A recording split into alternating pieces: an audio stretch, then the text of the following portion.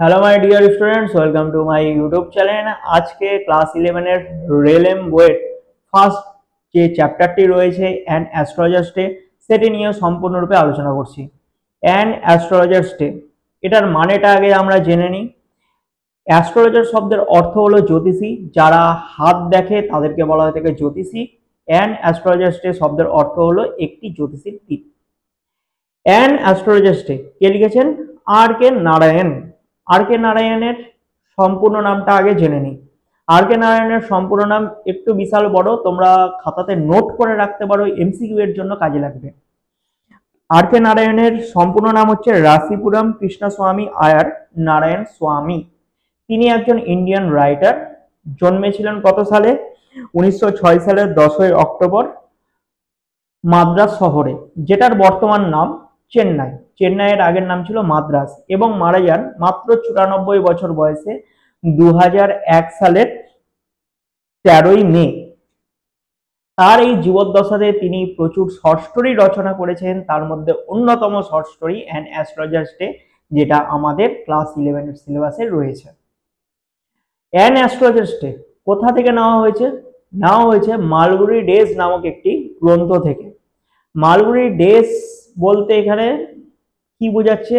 মালগুড়ি হচ্ছে ইট is A fictional town of south India.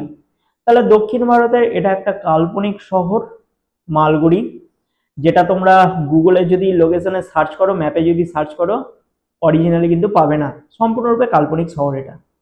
তো Malgudi days first chapter থেকে কিন্তু আমাদের অ্যান অ্যাস্ট্রোলজার্স ডে এই শর্ট স্টোরিটি নেওয়া হয়েছে। তাহলে ব্যাকগ্রাউন্ড মোটামুটি জানা গেল। এবার আসি এই গল্পটি বলতে কি বোঝাচ্ছে, বিষয়বস্তুটা কি। অ্যান অ্যাস্ট্রোলজার্স ডে একটি জ্যোতিষীর দিন, খুব সহজ সরলভাবে লেখা।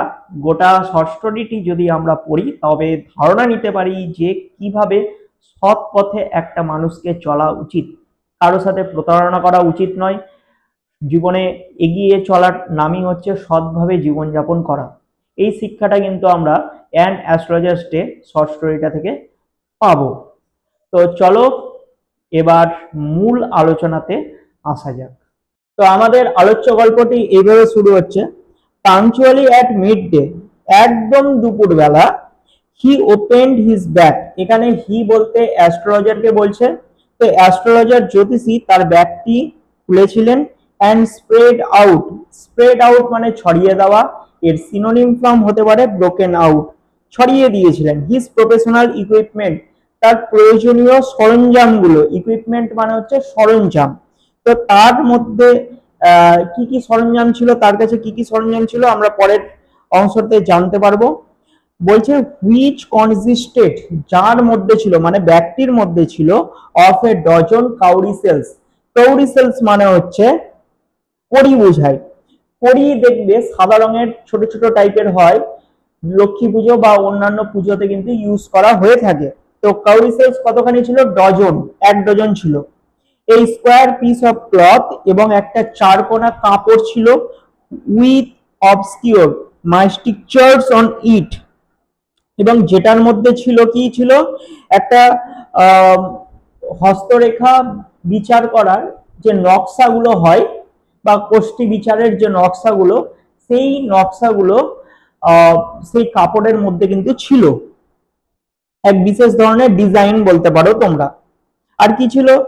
এ নোটবুক, একটা নোটবুক ছিল। And a bundle of palmyra writing, এবং তাল পাতায় লেখা কিছু ছিল। প্লামাইরা রাইটিং মানে হচ্ছে তাল পাতায় লেখা। হিজ ফোরহেড, ফোরহেড মানে হচ্ছে কপাল, তার কপালে ছিল ওয়াজ রেসপ্লেন্ডেন্ট। রেসপ্লেন্ডেন্ট মানে হচ্ছে ঝকমক করা, তার কপাল ঝকমক করছিল।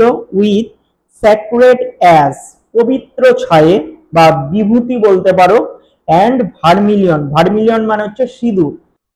And his eyes sparkled with a sharp abnormal gleam, তার চোখ জল করছিল।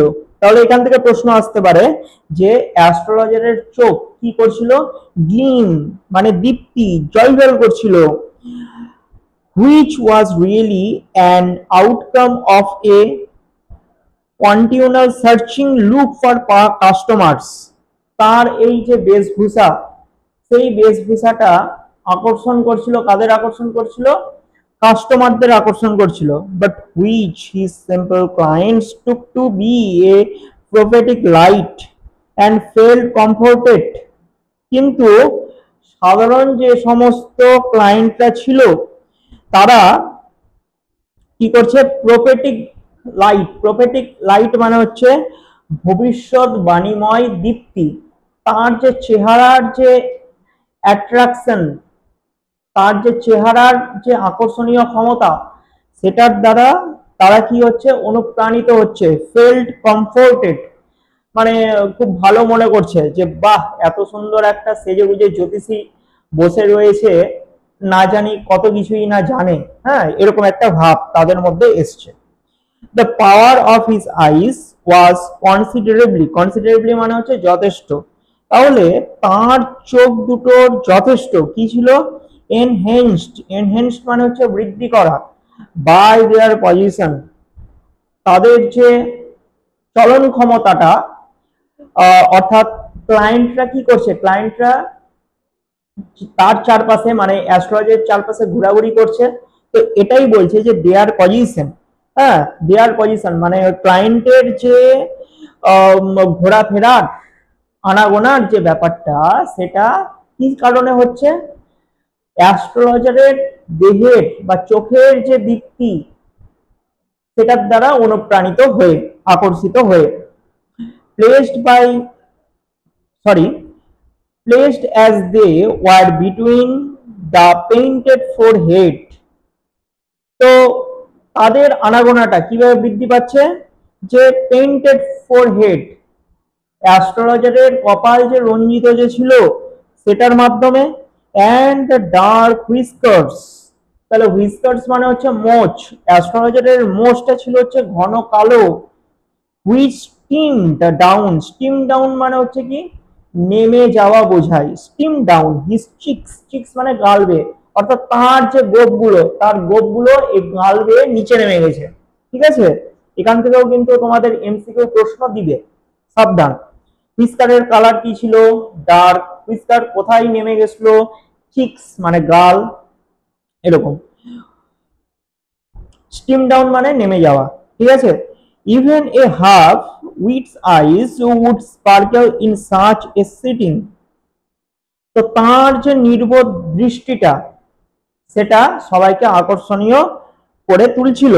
Two crown the effect he wound মানে হচ্ছে বেঁধে নেওয়া, a saffron colour turban around his head.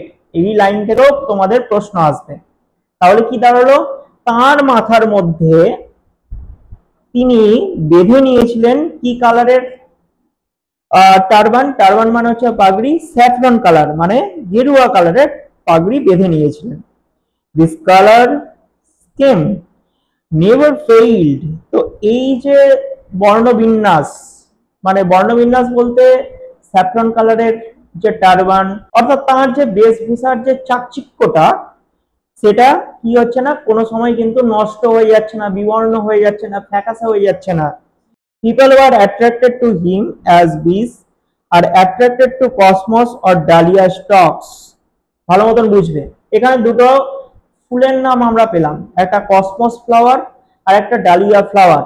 বলছে যেভাবে কসমস এবং ডালিয়া ফুলের প্রতি আকর্ষিত হয়ে মৌমাছিরা ঝাঁকে ঝাঁকে ছুটে আসে, ঠিক তেমনি ক্লায়েন্টরাও তার দিকে আকর্ষিত হয়ে, মানে অ্যাস্ট্রোলজারের দিকে আকর্ষিত হয়ে তার দিকে কিন্তু ছুটে আসছে। এই লাইন থেকেও প্রশ্ন আসে। স্টকস মানে কি? স্টকস মানে হচ্ছে বৃন্ত। He sat under the boughs of a spreading tamarind tree. Tamarind tree মানে তেঁতুল গাছ। তেঁতুল গাছের শাখা প্রশাখা যে ছড়িয়ে পড়েছে, এমন একটা তেঁতুল গাছের সেই ডালপালার নিচে সে এইভাবে বসেছিল। Which flanked a path running through the town hall park, যার পাশ দিয়ে চলে গেছে, মানে গাছটি মাঝখানে ছিল, সেই গাছটির পাশ দিয়ে চলে গেছে একটা রাস্তা, যে রাস্তাটা টাউন হল পার্কের দিকে চলে গিয়েছে। It was a remarkable place in many ways, a surging crowd. তাহলে এটাই ছিল একটা ল্যান্ডমার্ক, এটাই ছিল একটা রিমার্কেবল প্লেস। এখান থেকেও কিন্তু তোমাদের এমসিকিউ আসবে। রিমার্কেবল প্লেস মানে হচ্ছে একটা বিখ্যাত রাস্তা, ঠিক আছে। তো এই বিখ্যাত স্থানটি চারিদিক থেকে বা বিভিন্ন দিক থেকে রাস্তা এসে মিশেছিল। বলে না যে চৌমাথার রাস্তা, তারপর হচ্ছে তিন মাথার রাস্তা, তিন দিক থেকে রাস্তা এসে মিশেছে, চার দিক থেকে রাস্তা এসে মিশেছে। যেদিক থেকেই যাওয়া যাক না কেন, ওই টাউন হল পার্কের ওই রাস্তাতে এসে সবাই উপস্থিত হবে, এরকম বোঝাচ্ছে। It was a remarkable place in many ways. A surging crowd was always moving up and down this narrow road, morning till night. তাহলে এই সরু রাস্তা ধরে সকাল থেকে রাত অবধি বিভিন্ন মানুষের আনাগোনা লেগেই থাকে। সার্জিং ক্রাউড মানে হচ্ছে অতিরিক্ত ভিড় বোঝায়। প্রত্যেকটা ওয়ার্ডের মানে তোমরা কিন্তু লিখে নিবে। এ ভ্যারাইটি অফ ট্রেডস, তাহলে এই যে রাস্তাতে কি একটাই দোকান ছিল না, বিভিন্ন টাইপের দোকান ছিল। তো কি কি দোকান ছিল আমরা পরের লাইনগুলোতে জানবো। বলছে এ ভ্যারাইটি অফ ট্রেডস, বিভিন্ন ধরনের ব্যবসায়ীরা, and occupations, বিভিন্ন পেশার মানুষেরা, was represented all along it way, তো এই স্থানে তাদের পসরা সাজিয়ে বসতো। তো কিরকম টাইপের ব্যবসায়ীরা বা দোকানদারেরা ছিল, বলছে মেডিসিন সেলার্স, ঔষধ বিক্রেতারা, সেলার্স অফ স্টোলেন হার্ডওয়্যার, যারা হার্ডওয়্যারের জিনিসপত্র বিক্রি করে, অর্থাৎ ওই সেকেন্ড হ্যান্ড, হ্যাঁ সেকেন্ড হ্যান্ড যে হার্ডওয়্যারের জিনিসপত্র যারা বিক্রি করে তারাও ছিল বিক্রেতা। অ্যান্ড জাঙ্ক ম্যাজিসিয়ানস ছিল, জাদুকরেরা ছিল। অ্যান্ড অ্যাবভ অল, এবং আরো অনেকেই ছিল। অ্যান্ড অ্যান্ড অক্সিনর, অক্সিনর মানে হচ্ছে নিলামদার বোঝায়, যারা নিলাম করে তাদের বলা হয় থেকে অক্সিনর। অ্যান্ড অক্সিনর অফ চিপ ক্লথ, এখান থেকেও প্রশ্ন আসবে। তাহলে নিলামদার কি করছিল, নিলামদার সস্তায় কাপড় বিক্রি করছিল সেক্ষেত্রে। হু ক্রিয়েটেড এনাফ ডিন, ডিন মানে হচ্ছে হইচই করা, যারা কি করছিল না হইচই করতে করতে জিনিসপত্র বিক্রি করছিল অল ডে, সারা দিন ধরে, to attract the whole town, এবং গোটা শহরকে যেন তারা আকর্ষণ করছিল। তাহলে এখানে আমরা কিন্তু বিভিন্ন অকুপেশন পেলাম। কি কি পাচ্ছি, পেশাদারদের নাম, মেডিসিন সেলার পাচ্ছি, তারপর sellers of stolen hardware and junk পাচ্ছি, ম্যাজিসিয়ান পাচ্ছি, এই তিন ধরনের পাচ্ছি। এছাড়াও অক্সেনার, অক্সেনার মানে কি বললাম, নিলামদার। চার ধরনের আপাতত পেশাদার পেলাম। এছাড়াও আরো রয়েছে অনেকেই। Next to him in vociferousness, vociferousness মানে কি উচ্চস্বর, জোরে চিৎকার করা। Came a vendor of fried groundnuts, ঠিক তার পাশেই উচ্চস্বরে একদম মানে চিল্লিয়ে জোরে চিৎকার করে, গ্রাউন্ড নাটস মানে হচ্ছে চীনাবাদাম, চীনাবাদাম বিক্রেতা তার ভাজা বাদামগুলো কি করছে, উচ্চস্বরে বিক্রি করার চেষ্টা করছে। Who gave his ware a fancy name each day, প্রত্যেক দিন তিনি বিভিন্ন নাম দিচ্ছিলেন। কলিং ইট বোম্বে আইসক্রিম, কোন সময় নাম দিয়েছিলেন Bombay ice cream one day. And on the next Delhi almond, Delhi almond বলে তিনি নামকরণ আবার কোন এক সময় দিয়েছিলেন। অ্যান্ড অন দ্য থার্ড, এবং আবার তৃতীয় দিনেও দেখা গিয়েছে তিনি এমনও নাম দিয়েছেন রাজাস ডেলিকেসি, ডেলিকেসি মানে হচ্ছে সুস্বাদু বোঝায়, রাজাস ডেলিকেসি। তাহলে এই যে দিল্লি আমন্ড, তারপর বোম্বে আইসক্রিম, রাজাস ডেলিকেসি, এগুলো কিন্তু সব গ্রাউন্ড নাটের নাম, অর্থাৎ তিনি নিজের স্টাইলে এই চীনাবাদাম গুলো কিন্তু বিক্রি বাট্টা করছেন। মাঝখানে একটা গান ভাইরাল হয়েছিল না ভুবন বাদ্যকারের, যে চীনাবাদাম বিক্রেতা, কাঁচা বাদাম ও কাঁচা বাদাম, হ্যাঁ ওইরকম টাইপের ব্যাপারটা। And so on and so forth, আরো অনেক কিছুই। And people flock to him, flock means gathered, জড়ো হওয়া, আর মানুষজনেরা কি করতো তার কাছে না জড়ো হতো। A considerable portion of this crowd dailed before মানে কি ঘুরু ঘুরু করা। তো ভিড়ের একটা বড় অংশই সেখানে ঘুরু ঘুরু করতো বিফোর দ্য অ্যাস্ট্রোলজার টু, অ্যাস্ট্রোলজারের পাশেও। The astrologer transacted his business by the light of a flare which crackled and smoked up above the groundnut heap nearby। এই লাইন থেকে প্রশ্ন আসবে, ভালো মতন বুঝবে। বলছে ট্রান্সাক্টেড মানে পরিচালনা করা। তাহলে অ্যাস্ট্রোলজার তার ব্যবসাটা পরিচালনা করতেন। কিভাবে পরিচালনা করতেন? বলছে তার পশ্চাতে কিন্তু কোনো আলোর ব্যবস্থা ছিল না। তাহলে আলো আসতো থেকে তিনি বসতেন সেই গ্রাউন্ডনাট সেলারের ঠিক পাশে। এবার গ্রাউন্ডনাট সেলার কি করবে? বাদামটা যখন ভাজবেন তখন একটা আলো বের হবে, আলোর ব্যবস্থা বা আঁচ বা উনুনের একটা ব্যবস্থা তো থাকবেই, তাই তো? সেই তার উনুনের যে আলো, বা তোমরা বলতে পারো যে গ্রাউন্ডনাট হিপ, বাদামের স্তূপে যে আলো, বাদামের স্তূপ, বাদামের খোসাগুলো জ্বলছে এক জায়গাতে, সেই খোসা জ্বালানি থেকে যে সামান্যতম আলোটা পাওয়া যাচ্ছে, সেই আলোটাকে তার বিজনেসের কাজে ব্যবহার করছে। তার মানে আমরা এখান থেকে বুঝতে পারলাম বাদাম বিক্রেতার পাশে বসে বাদামের স্তূপ থেকে যে আলোটা বেরাচ্ছে, উজ্জ্বল আলোর শিখা এবং ক্র্যাকেলড মানে ফটফট শব্দ করে ধোঁয়া চারিদিকে সৃষ্টি হচ্ছে, তাহলে সেই পরিবেশটা কিন্তু কেমন হবে না আলো আধারী পরিবেশ হবে। এইরকমই আলো আধারী পরিবেশেই কিন্তু গ্রাউন্ডনাট সেলারের পাশে বসে অ্যাস্ট্রোলজার নিজের পসটা সাজিয়ে বসেছে। ঠিক আছে। হাফ দা এনহেঞ্চমেন্ট মানে হচ্ছে সম্মোহিত করা, অ্যাট্রাকশন করা।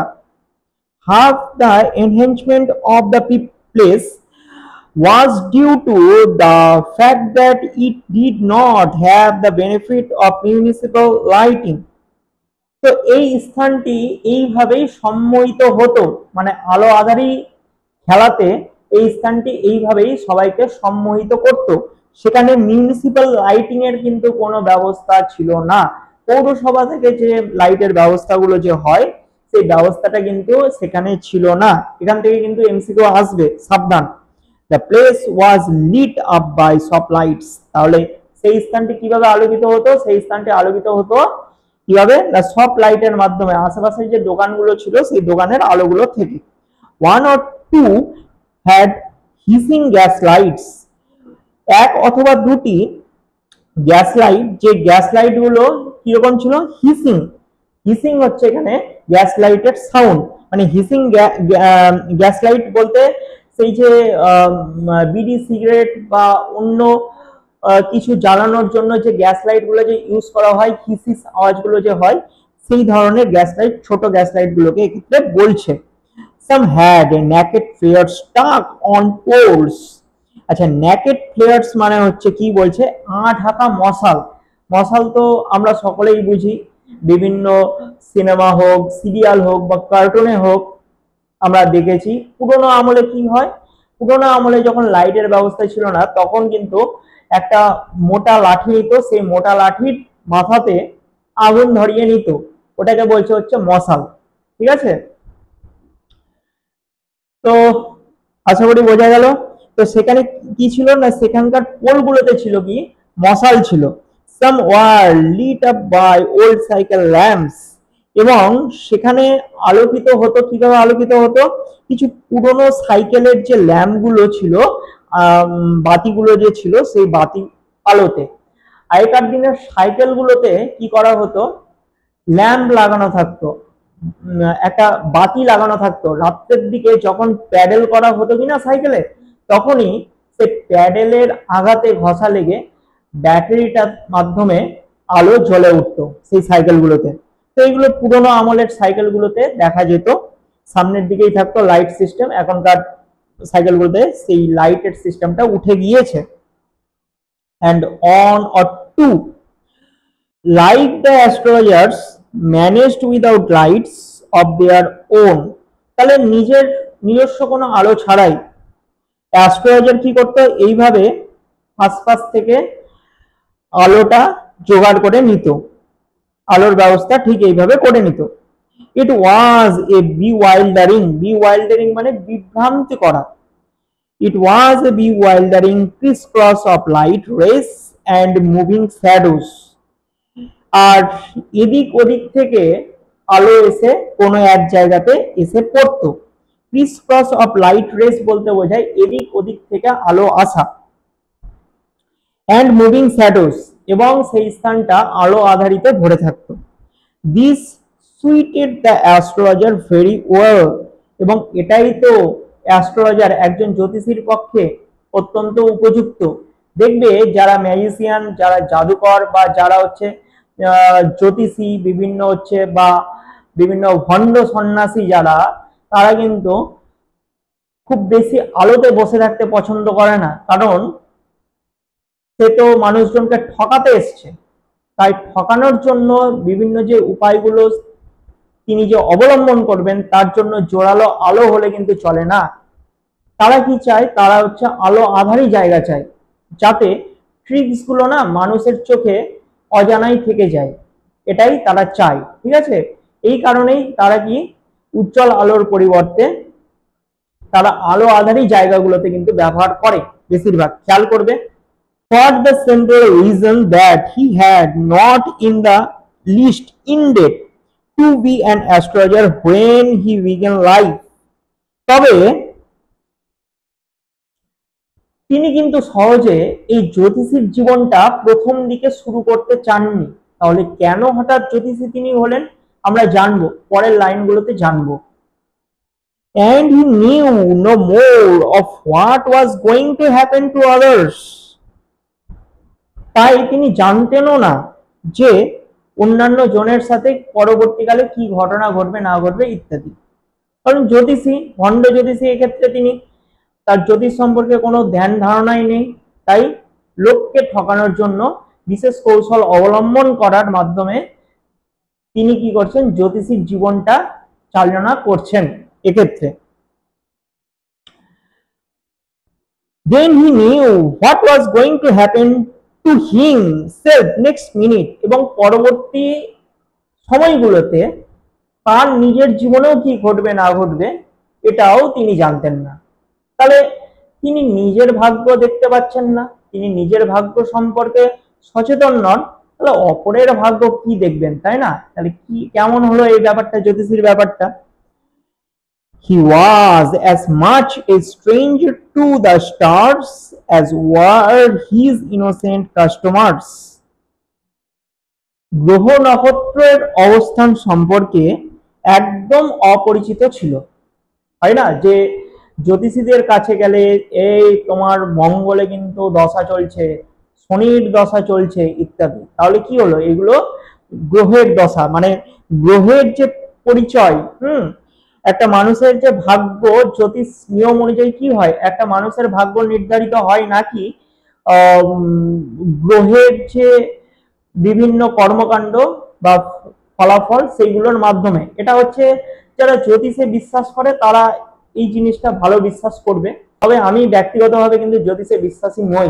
ঠিক আছে, তো ওটাই বলছে যে গ্রহ নক্ষত্রের অবস্থান সম্পর্কে তার কিন্তু পরিচয় ছিল না, একদম অপরিচিত ছিল। সরল কাস্টমারদের মতো, মানে কাস্টমাররা কি হয়, সরল সাদাসিধে হয়, দুঃখ দুর্দশা নিয়ে জ্যোতিষীর কাছে আসে। তাহলে একটা কাস্টমার একটা নিষ্পাপ সরল সাদাসিধে, সে নিজেই জানে না যে আমি একটা জ্যোতিষীর কাছে যাচ্ছি, সে জ্যোতিষ সম্পর্কে কোনো ধ্যান ধারণা আছে কি নেই, সে জ্যোতিষ সম্পর্কে আদৌ পড়াশোনা করেছে কিনা, নাকি ভণ্ড সম্পূর্ণরূপে, এরকম টাইপের। তো সহজ সরল সে কাস্টমারদের মতোই গ্রহ নক্ষত্রের অবস্থান সম্পর্কে বা গ্রহ নক্ষত্রের ধ্যান ধারণা সম্পর্কে অ্যাস্ট্রোলজার কিন্তু সম্পূর্ণরূপে অপরিচিত ছিল। Yet he said things which pleased and astonished everyone.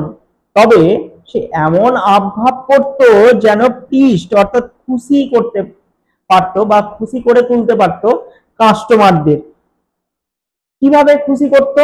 পরের লাইন আন্ডারলাইন করবে তোমরা, এখান থেকে এমসিকিউ আসবে। বলছে that was more a matter of study, আসলে অধ্যয়ন করে, প্রচুর অধ্যয়ন করে, প্র্যাকটিস অনুশীলনের মাধ্যমে, অ্যান্ড শ্রুড গেস ওয়ার্ক একদম বিচক্ষণ চিন্তা ভাবনার মাধ্যমে, গেস করে, ঠিক আছে, আন্দাজে, এই জাতীয় ট্রিক্স গুলো ফলো করে কিন্তু অ্যাস্ট্রোলজার লোককে ঠকিয়ে এসছে। ওকে, all the same it was as much an honest man's labor as any other, and he deserved the wages মানে হচ্ছে মজুরি, he carried home at the end of a day। দেখো কত সুন্দর বলছে যে একটা খেটে খাওয়া মানুষ যেমন ভাবে খাটে, অ্যাস্ট্রোলজারও কিন্তু ঠিক সেইভাবেই খাটে, এটা অ্যাস্ট্রোলজারের ধারণা। তাই অ্যাস্ট্রোলজার ডিজার্ভ করে কি, প্রত্যাশা করে কি, একজন খেটে খাওয়া মানুষ দিনের শেষে যেমন রোজগার বা মজুরি পায়, তারও নাকি সেরকমই মজুরি পাওয়া উচিত। তাহলে ভাবতে পারছো কোথায় একটা খেটে খাওয়া লেবার সৎ পথে টাকা ইনকাম করছে, এরকম একটা মানুষ, তার সাথে তুলনা করছে এই এক ভণ্ড জ্যোতিষী। He had left his village, এরপরে একটা নতুন মোড় ঘুরছে, ঠিক আছে, অ্যাস্ট্রোলজারের জীবনে। আমরা এখানে জানবো যে অ্যাস্ট্রোলজার কেন গৃহত্যাগ করলো, বা অ্যাস্ট্রোলজার কেন তার এই অ্যাস্ট্রোলজার পেশাকেই বেছে নিয়েছিল, এবং এর পরে জানবো অ্যাস্ট্রোলজারের জ্যোতিষী কর্মকাণ্ডের ফলে তার পরবর্তী জীবনে কি ঘটনা ঘটেছিল না ঘটেছিল ইত্যাদি। ঠিক আছে, বলছে he had left his village without any previous thought or plan. তো আগাম কোনো পরিকল্পনা ছাড়াই তিনি তার গ্রাম ছেড়েছিলেন। If he had continued there, he would have carried on the work of his forefathers. forefather মানে পূর্বপুরুষ, এই লাইন থেকে প্রশ্ন আসবে তোমাদের। তো যদি তিনি এই গ্রামে থাকতেন তবে পূর্বপুরুষদের সাথে বিভিন্ন কাজ করতেন। কিরকম কাজ বলছে? নেমলি টিলিং দ্য ল্যান্ড, জমি চাষ করতেন, লিভিং, সেখানে সুখে বাস করতেন, ম্যারিং, বিয়ে শাদী করতেন, অ্যান্ড রাইপিং ইন হিজ কর্নফিল্ড। কর্নফিল্ড মানে হচ্ছে কি ভুট্টা ক্ষেত, ভুট্টা ক্ষেতে চারা রোপণ করতেন। তাহলে এখানে তার ফোর ফাদার্সের, পূর্বপুরুষদের একটা কিন্তু ক্ষেত বা জমির উল্লেখ পেলাম। সেই জমিটার নাম আমরা কি পাচ্ছি? কর্নফিল্ড। কর্নফিল্ড মানে কি ভুট্টার জমি, ঠিক আছে। অ্যান্ড এনসেস্ট্রাল হোম, আর পৈতৃক ভিটেতে কিন্তু সুখে শান্তিতে থাকতেন। অ্যানসেস্ট্রাল হোম বলতে বোঝায় পৈতৃক ভিটে, বাপ ঠাকুরদার ঘর বাড়ি জায়গা জমি, এগুলোকে বলা হয়ে থাকে ancestral home. But that was not to be, কিন্তু সেটা হওয়ার ছিল না। He had to leave home without telling anyone, কাউকে না জানিয়েই এক প্রকার বাধ্য হয়ে সে ঘর ছেড়েছিল। and he could not rest till he left it behind a couple of 100 miles, এবং সে হেঁটে চলে গেছিল। কতক্ষণ হেঁটে চলে গেছিল? প্রায় 200 মাইল দূরে, তার ভিলেজ থেকে প্রায় 200 মাইল দূরে সে কি হেঁটেই চলে গেছিল। To a villager it is a great deal, একজন গ্রামের মানুষের কাছে এটা একটা বিরাট ব্যাপার। সত্যি 200 মাইল হেঁটে যাওয়া একটা গ্রামের মানুষের কাছে কিন্তু বেশ বিরাট ব্যাপার, অবাক করে দেওয়ার মতন ব্যাপার। As if an ocean flood between, যেন মনে হচ্ছে সে একটা মহাসাগর পাড়ি দিয়েছে। He had a working analysis of ম্যানকাইন্ডস troubles, এখানে আন্ডারলাইন করবে। তিনি পর্যবেক্ষণ করতেন মানুষজনের সমস্যাগুলো। কি কি সমস্যা বলছে এখানে? কোশ্চেন আসবে কিন্তু। ম্যারেজ, বিবাহ, মানি, টাকা পয়সা, and the tangles of human ties, মানব বন্ধনের জোট। মানব বন্ধনের জোট বলতে বোঝায় বাবা মার সম্পর্ক, স্বামী স্ত্রীর সম্পর্ক, তারপর প্রেমিক প্রেমিকার সম্পর্ক, তারপর বর বউয়ের সম্পর্ক ইত্যাদি। তো এইগুলো হচ্ছে মানববন্ধনের জোট বলছে। তো এই জাতীয় জিনিসগুলো তিনি ভালো মতন অ্যানালাইসিস করতে পারতেন।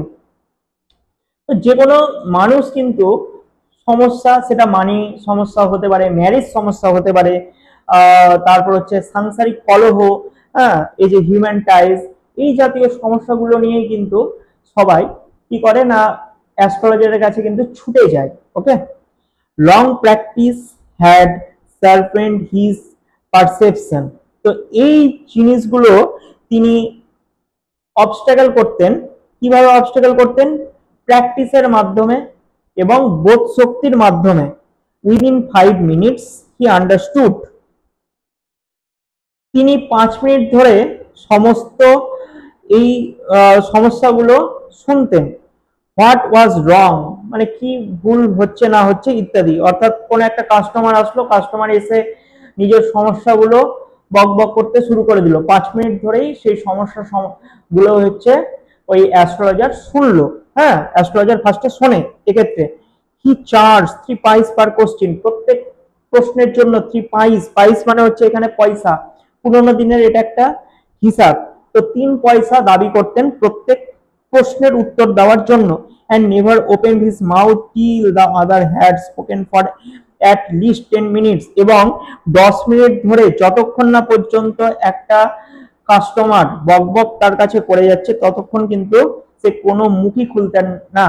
একটা মানুষ যখন সমস্যা নিয়ে অন্য মানুষের কাছে যখন যায় কিনা, তখন সেই মানুষটা কিন্তু সমস্ত কথাই কিন্তু খুলে বলতে চায়, যাতে মনে করে যে আমি যদি আমার নিজের মনের কথাটা বলতে পারি তাকে, তাহলে মনের দিক থেকে হালকা হব। ওই জন্য যে কোনো মানুষ কোনো মানুষের কাছে সমস্যার কথা যখন বলে কিনা, তখন হরর হরর করে হচ্ছে বলতেই থাকে তার সমস্যাগুলো। এক্ষেত্রেই অন্যান্য অ্যাস্ট্রোলজাররা কি করে, অ্যাস্ট্রোলজার গুলো কিন্তু প্রায় 90% ধারণা পেয়ে যায় যে তার অতীতে কি ঘটনা ঘটেছে না ঘটেছে ইত্যাদি, তার সাথে পরবর্তীকালে কি ঘটনা ঘটতে পারে ইত্যাদি। এই জাতীয় জিনিসগুলো, আগাম পূর্বাভাসগুলো ওই সেই কাস্টমারের সমস্যা বলার মাধ্যমেই কিন্তু ধারণা পেয়ে যায় সমস্ত অ্যাস্ট্রোলজারেরা। ঠিক আছে, which provided him enough stuff for a dozen answers and advices। এরপরে সমস্ত তার বকবক শোনার পর যা তাকে 1 ডজন উত্তর এবং উপদেশের জন্য যথেষ্ট রসদ যোগাত। When he told the person before him gazing at his palm, palm মানে হচ্ছে হাতের তালু, যখন সেই পার্সন বা তার যে কাস্টমারের সম্পর্কে যখন কোনো কিছু বলতো সেই অ্যাস্ট্রোলজার, তখন কি করত, তখন সেই ক্লায়েন্টের, সেই কাস্টমারের হাতের তালুর দিকে গ্যাজিং, গ্যাজিং মানে এক দৃষ্টে তাকিয়ে বলতো, কি বলতো, in many ways you are not getting the fullest results for your efforts. তুমি যথেষ্ট চেষ্টা করছো, এফোর্ট করছো, তবুও তুমি সফল হতে পারছো না। 9 out of 10, 10-এর মধ্যে 9 জনই ওয়ার ডিসপোজড, বাধ্য হতো, টু অ্যাগ্রি উইথ হিম, তার সাথে সহমত হতে। আরে বাবা, আমি যদি সমস্যা নিয়ে যদি কারো কাছে যদি যাই, তাহলে কি হব, সমস্যাটা কখন আসবে, হাজার চেষ্টা করার সত্ত্বেও যখন আমি সাকসেস হব না তখনই। এবার কেউ যদি বলে হ্যাঁ ভাই তুই খুব চেষ্টা করছিস, তোর দ্বারা এই কাজটা করা সম্ভব হচ্ছে না, আমি বুঝতে পারছি, তখন আমি কি করবো, মাথা ঝুঁকাবো, তাই না? হ্যাঁ রে ভাই, আমি তো তাই 1 সপ্তাহ ধরে বা 1 মাস ধরে এই কাজটা করার চেষ্টা করছি, সফল হচ্ছি না। ঠিকই বলেছিস, তুই কি করে যায় বলতো? এই যে কথাগুলো যে বললাম, ব্যাস কি করে দেবো, আমার সমস্যাগুলো তখন বলতে শুরু করব। তখনই হচ্ছে অ্যাস্ট্রোলজারের কাছে কিন্তু এই কাস্টমারেরা কি করে, তার সমস্ত কথাগুলোই বলতে শুরু করে। ওকে, অর হি কোশ্চেন, অথবা তিনি প্রশ্ন করতেন, মানে অ্যাস্ট্রোলজার প্রশ্ন করতেন, কি প্রশ্ন করতেন, is there any women in your family, তোমার পরিবারে কি কোনো একটা মেয়ে ছেলে রয়েছে, maybe even a distant relative, অথবা দূর সম্পর্কের কোনো একটা আত্মীয়, who is not well dispose towards you, তুই তাকে পটাতে পারছিস না, তাই না? or he gave an analysis of character, অথবা অ্যাস্ট্রোলজার কি করতো, ক্যারেক্টার সম্পর্কে কথাবার্তা বলা শুরু করতো ক্লায়েন্টদের। বলছে most of your troubles are due to your nature, অধিকাংশ সমস্যার প্রধান কারণ হচ্ছে তোমার চরিত্র। How can you be otherwise with Saturn, Saturn মানে হচ্ছে শনি, স্যাটার্ন হোয়ার হি ইজ, আসলে তুমি শনির দশাতে পড়েছো, ব্যাস ভয় পাইয়ে দিল। You have an impetus, impetus মানে কি, অ্যাংরি, রাগ।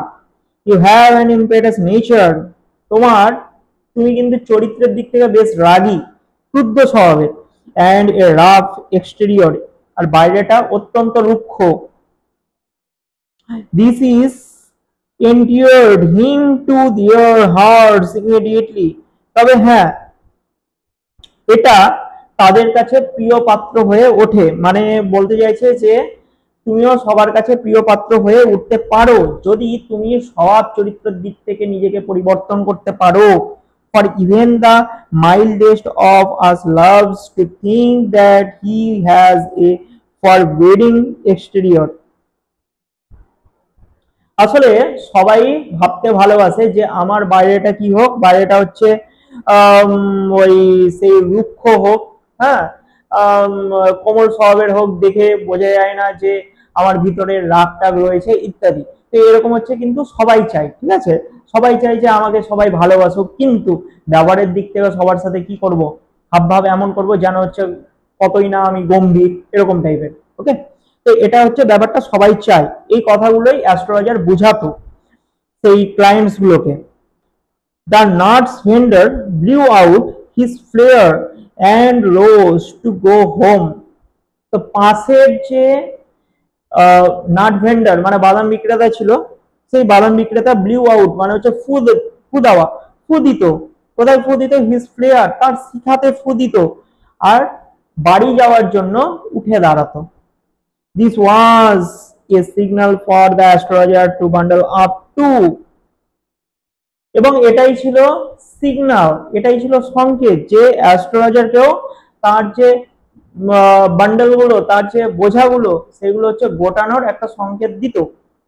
Since it left him in darkness except for a little sapt, sapt means ছটা, sapt of green light, তো সেই সময়ে কি হতো, চারপাশে জুড়ে অন্ধকার গড়াতো এবং একটা সবুজ আলো, স্যাপ্ট লাইট মানে স্যাপ্ট গ্রিন লাইট, একটা সবুজ আলোর ছটা এসে পড়তো, which strayed in from somewhere and touched the ground before him, এবং কোনো একটা জায়গা থেকে সেই ছটাটাই এসে ঠিক তার সামনে মাটিতে এসে ওই মুহূর্তে পড়তো।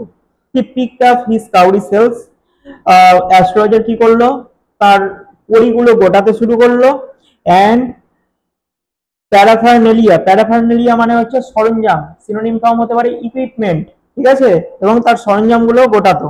And was putting them back into his bag, এবং সেই সরঞ্জামগুলো তার ব্যাগের মধ্যে পুরতো। when the green shaft of light was blotted out, blotted out মানে হচ্ছে আড়াল হয়ে যাওয়া, যখনই ওই সবুজ আলোটি তার কাছ থেকে আড়াল হয়ে যেত সেই মুহূর্তে। He looked up and saw a man standing before him, সেই মুহূর্তে তিনি খেয়াল করলেন কি, অ্যাস্ট্রোলজার খেয়াল করলেন কি, যে একটা অচেনা লোক, স্ট্রেঞ্জার, তার সামনে এসে দাঁড়িয়ে রয়েছে। He sensed a possible client and said, তিনি মনে করলেন যে সম্ভবত এ নিশ্চয় তার ক্লায়েন্ট হতে পারে, তাই তিনি বললেন, you look so careworn, careworn মানে হচ্ছে দুশ্চিন্তাগ্রস্ত, তোমাকে খুবই দুশ্চিন্তায় গ্রস্ত দেখাচ্ছে। It will do you good to sit, আচ্ছা তুমি বেশ এখানে একটু ভালো মতন বসো তো, ডাউন ফর এ হোয়াইল, কিছুক্ষণের জন্য, অ্যান্ড চ্যাট উইথ মি, আর আমার সাথে একটু কথাবার্তা বলো। দ্য আদার গ্রাম্বেল, গ্রাম্বেল মানে অসন্তুষ্ট ভাবে, তখন অপরজন সেই স্ট্রেঞ্জার, সেই ক্লায়েন্ট কি করছে, অসন্তুষ্ট ভাবে, সাম ভেগ, অনেকটা অস্পষ্ট ভাবে রিপ্লাই দিচ্ছে। বলছে the astrologer pressed his invitation, তখন অ্যাস্ট্রোলজার কি করলো, অ্যাস্ট্রোলজার তাকে হচ্ছে জোর করে আমন্ত্রণ জানালো তার পাশে বসার জন্য। ফায়ার আপন, যার ফলে দা আদার ফার্স্ট, ফার্স্ট মিনস ঠেলে দেওয়া, যার ফলে অপরজন কি করলো, ঠেলে দিল হিজ পাম আন্ডার হিজ নোজ সেইং। তখন অপরজন কি করলো, তাঁর হাতের তালুটি অ্যাস্ট্রোলজারের দিকে হচ্ছে ঠেলে দিল। কারণ সেই অপরজন কি ছিল, অপরজন হচ্ছে রেগে ছিল, তাই রাগা অবস্থাতে কি করলো, যেহেতু জোর জবরদস্তি করছে, আমন্ত্রণ জানাচ্ছে যে এখানে তুমি বসো, আমার সাথে কথা বলো ইত্যাদি। তো এতে অসন্তুষ্ট হয়ে সে ক্লায়েন্ট তার দিকে কি করলো, তার দিকে হচ্ছে তার হাতের তালুটি হচ্ছে ঠেলে দিল। এবার বলছে যে সেইং, তখন বলছে যে you can yourself an astrologer, তুমি তো নিজেকে অ্যাস্ট্রোলজার ভাবো তাই তো। The astrologer felt challenged and said, তখন অ্যাস্ট্রোলজার হচ্ছে ভাবলো যে না, এটা একটা চ্যালেঞ্জের সম্মুখীন আমি হতে চলছি। তখন তিনি বললেন, tilting the other's palm towards the green shaft of light, তখন ওই যে সবুজ যে আলোর ছটাটা যে আসছিল, সেই সবুজ আলোর ছটার দিকে তাক করে, তখন অ্যাস্ট্রোলজার সেই ক্লায়েন্টের হাতের তালুটি ভালো মতন দেখে বলতে শুরু করলো, ইয়োর্স ইজ এ নেচার, সেই ওই একই জিনিস, একই বক্তব্য তার কথাতে উঠে আসছে যে তোমার চরিত্র, চরিত্র সম্পর্কে কিছু বলতে গিয়ে ডট ডট দেওয়া আছে, মানে থেমে গেল। বলছে ও স্টপ দ্যাট দ্য আদার সেই, তখন অপরজন বললো আরে থামুন তো মশাই, ওই জিনিসগুলো ছাড়ুন। Tell me something worthwhile, আমাকে কিছু কাজের কথা বলুন। তো এরপরে কি ঘটনা ঘটছে না ঘটছে আমরা সেকেন্ড পার্টে জানবো। তো আজকের ক্লাসটি এই পর্যন্তই থাকলো, খুব শীঘ্রই আমি সেকেন্ড পার্ট নিয়ে আলোচনা করব। তোমরা যারা আমার চ্যানেলে নতুন, প্লিজ চ্যানেলটিকে সাবস্ক্রাইব করো, ভিডিওটি যদি ভালো লাগে অবশ্যই একটা লাইক করো, তোমাদের মতামত জানাও, আর বন্ধুদের মধ্যে প্রচুর প্রচুর শেয়ার করো।